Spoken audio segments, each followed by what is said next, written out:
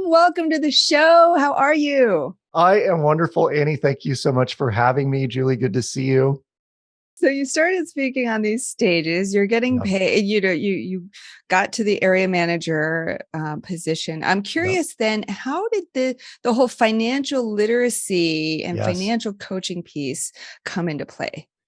yes. Such a good connect the dots question because I graduated from college. I was a debt statistic, in my turbulent 20s, trying to figure out money, married my college sweetheart, who basically told me at one point, get rid of your debt or I'm going to get rid of you. And She meant business. she meant business. And, we were raised in different households where debt was just not a component of their lives, where it was in my house. And so for 2 years, we lived on one income. We lived on hers, and mine went to blast away all of our debt.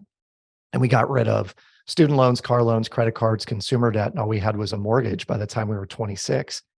And at that point in time, I was 2 years away from having my wake up call of what I wanted to go do. And I kept thinking, why are they not teaching this? Why didn't we learn this in college? It's not that hard to live this way and to create financial freedom for yourself. So if it's not out there, maybe I should create it. And that was an idea at the time. And then I started doing Making It Count. And the questions that we were getting from students weren't around, well, what question should I ask my teacher if I'm sitting in the front row? They were saying things like, my grandmother gave me $2,000. What should I do with it? And I'm hearing a lot about credit score. What should I know about my credit score?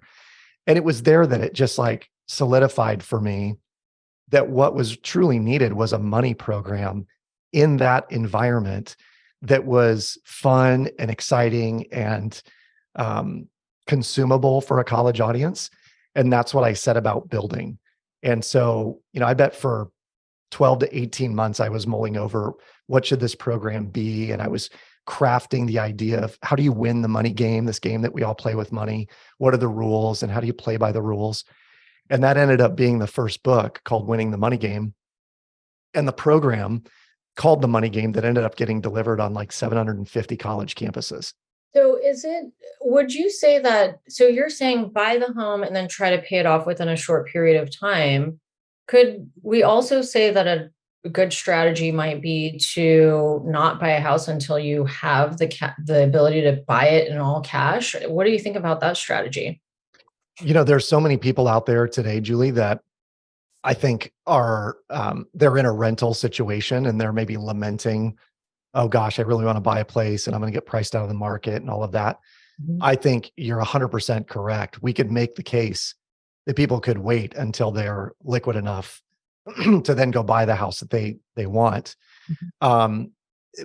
And that being said, this model, whether it's pay the house completely off or just create enough liquidity using the home that you can then deploy that into other assets like cash flow producing real estate as an example, or we do a lot of like intellectual property plays. And there's so many alternative investments out there today. Yeah. The challenge for most people, and I would love to get both of your take on this.